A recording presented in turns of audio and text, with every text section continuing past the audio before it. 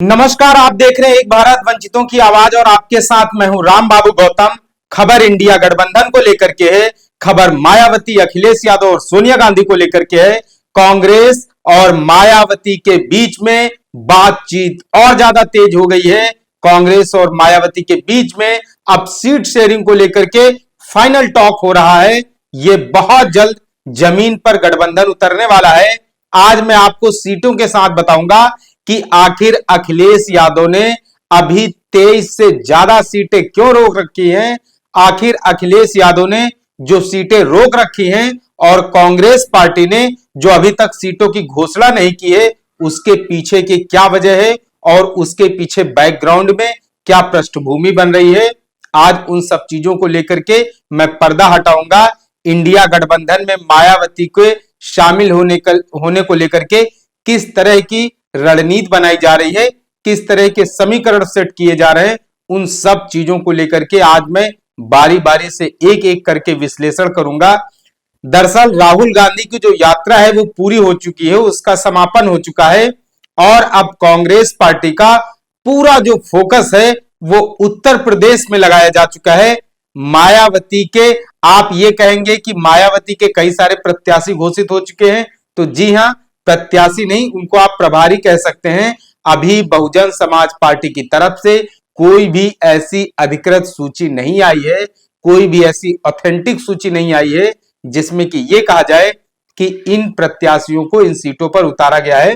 सिर्फ ये zonal coordinator, जो जोनल प्रभारी होते हैं, उनकी तरफ से कुछ प्रभारी बनाए गए हैं सीटों पर और उन्हीं को प्रत्याशी का दावा किया जा रहा है। लेकिन अभी कोई बहुजन समाज पार्टी की तरफ से ऐसी अधिकृत सूची नहीं आई है प्रत्याशियों की जिनको की पार्टी प्रदेश कार्यालय की तरफ से प्रमाणित किया गया हो। मतलब कोई प्रत्याशी, एक तरीके से आधिकारिक तौर पर कोई भी प्रत्याशी अभी तक घोषित नहीं किया गया है।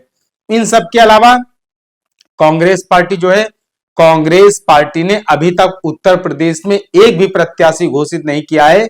एक हफ्ते से ज्यादा वक्त बीत चुका है जब उत्तर प्रदेश में प्रदेश कांग्रेस कार्यालय पर चुनाव समिति की बैठक हुई थी। उस बैठक में उत्तर प्रदेश कांग्रेस प्रभारी अविनाश पांडे, प्रदेश अध्यक्ष जो हैं अजय राय, आराधना मिश्रा, मोना समेत कई सारे कांग्रेस के, उत्तर प्रदेश कांग्रेस के बड़े नेता मौजूद थे। तो वो बैठक, उसकी रिपोर्ट अविनाश पांडे दिल्ली लेकर के चले गए। सोनिया गांधी, राहुल गांधी, प्रियंका गांधी, खड़गे के साथ मंथन भी हो चुका है, लेकिन अभी उस पर फाइनल डिसीजन नहीं हो पाया है, क्योंकि फाइनल डिसीजन अब होगा। राहुल गांधी की यात्रा खत्म हो चुकी है। उत्तर प्रदेश में कांग्रेस पार्टी मायावती के साथ बातचीत चल रही है, बातचीत कर रही है। मैं आपको बीते 3 दिनों से यह कह रहा हूं कि कांग्रेस, सपा और बसपा के बीच में बातचीत चल रही है और बहुजन समाज पार्टी भी इंडिया गठबंधन का हिस्सा होगी, इंडिया गठबंधन में शामिल होगी। आप इस चीज को लिख कर रख लीजिए, देर सवेर इंडिया गठबंधन में मायावती के आने का ऐलान होगा। समाजवादी पार्टी ने अब तक अपनी 6 सूचियां जारी की हैं और टोटल जो है वो 40 प्रत्याशियों की घोषणा की है। समाजवादी पार्टी के खाते में 63 सीटें आई थी और 17 सीटें कांग्रेस को मिली थी गठबंधन में, लेकिन समाजवादी पार्टी ने अभी 23 सीटों पर प्रत्याशियों को रोक रखा है और जो 40 सीटों पर घोषणा की है उनमें भी अभी बदलाव संभव है। आप सीटों का आंकड़ा और सीटों की जो चीजें हैं वो मैं आपको समझाने की कोशिश करता हूं। समाजवादी पार्टी ने अपनी जो पहली लिस्ट जारी की वो 30 तारीख को जारी की, 30 जनवरी 2024 को लिस्ट जारी की। उसमें संभल, फिरोजाबाद, मैनपुरी, एटा, बदायूं, खीरी, धौरारा, उन्नाव, लखनऊ, फर्रुखाबाद, अकबरपुर, बांदा, फैजाबाद, अंबेडकर नगर, बस्ती, गोरखपुर, इन सीटों पर समाजवादी पार्टी ने 30 जनवरी को पहली लिस्ट जारी की।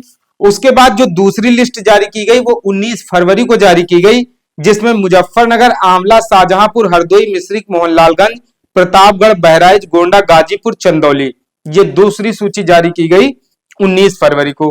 अब आप आ जाइए तीसरी सूची पे। जो तीसरी सूची जारी हुई है वो 20 फरवरी को जारी की गई। उसमें कैराना, बदायूं, बरेली, हमीरपुर, वाराणसी, इन प्रत्याशियों के नाम थे। और जो चौथी सूची जारी की गई है वो 15 मार्च को जारी की गई है, जिसमें कि बिजनौर, नगीना, मेरठ, अलीगढ़, हाथरा, लालगंज और भदोही, तो इन सब सीटों के प्रत्याशी घोषित किए गए। और जो आखिरी और अंतिम 5वीं सूची जो जारी की गई है वो सूची जो है, पांचवी सूची भी जारी कर दी गई। और पांचवी सूची में ये जो जारी की गई है, ये 16 मार्च को जारी की गई है। और इसमें गौतम बुद्ध नगर, मिश्रिख, सुल्तानपुर, इटावा, जालौन, आजमगढ़, तो ये समाजवादी पार्टी की तरफ से 5 अब तक सूचियां आ चुकी हैं और कुल 40 प्रत्याशियों का ऐलान किया गया है। समाजवादी पार्टी ने अभी अपने 23 प्रत्याशियों की घोषणा नहीं की है, मतलब 23 प्रत्याशियों, 23 सीटों पर जो है वो गठबंधन 23 सीटों पर प्रत्याशी रोक रखे हैं, खाली रखी गई हैं सीटें। अब कांग्रेस पार्टी को 17 सीटें मिली हैं, तो सवाल ये उठ रहा है कि क्या कांग्रेस 17 सीटों में से उत्तर प्रदेश में अपनी कुछ सीटें कम करेगी, क्योंकि 23 सीटें अभी अखिलेश यादव ने बचा के रखी हैं, तो 23 वो, और क्या कांग्रेस उत्तर प्रदेश में 10 सीटों पे चुनाव लड़ेगी, 7 सीटें और मिला दी जाएं तो 23 और 7 30 होता है। तो क्या मायावती की पार्टी 30 सीटों पर उत्तर प्रदेश में चुनाव लड़ेगी? क्या मायावती और सोनिया गांधी, राहुल गांधी, सपा और बसपा जो है उत्तर प्रदेश में समझौता करके हिंदी बेल्ट के दूसरे राज्यों में सीटें लेंगे? क्या उत्तर प्रदेश में समाजवादी पार्टी को कुछ सीटें ज्यादा दी जाएंगी और सपा जो है, जो उत्तर प्रदेश में सीटें कम मिलेंगी, उसकी भरपाई वो मध्य प्रदेश, छत्तीसगढ़ और राजस्थान, हरियाणा जैसे राज्यों में करेगी? ये बहुत सारे अभी सवाल हैं और इसी वजह से अभी गठबंधन को लेकर के फाइनल डिसीजन नहीं हुआ है। गठबंधन होगा, जरूर होगा, लेकिन अब बात जो है वो सीटों पर आके टिक गई है, बात सीटों पर आकर के रुक गई है। अब फाइनल फैसला मायावती को लेना है, सोनिया और राहुल को लेना है। अखिलेश यादव ने 40 सीटों पर अपने प्रत्याशी उतार दिए हैं, हो सकता है 1-2 सीटों पर गुंजाइश भी हो, लेकिन अब सीटों को लेकर के जो भी फैसला लेना है वो सिर्फ मायावती और सोनिया गांधी को लेना है, राहुल गांधी को। मतलब कांग्रेस और बहुजन समाज पार्टी के बीच में अब पूरा जो दारोमदार है, पूरा जो फैसला है वो आकर के वहीं पर रुक जाता है। कांग्रेस और बसपा के कई बड़े नेताओं में, मैं बार बार कह रहा हूं, बसपा और कांग्रेस के कई बड़े नेताओं में बातचीत, गुणागणित और सीटों के समीकरण पे बातचीत चल रही है कि अगर मायावती उत्तर प्रदेश में 2 से 3 सीटें कम लेती हैं तो उसकी जो भरपाई है वो मध्य प्रदेश से करेंगी या छत्तीसगढ़ या राजस्थान या फिर हरियाणा से करेंगी।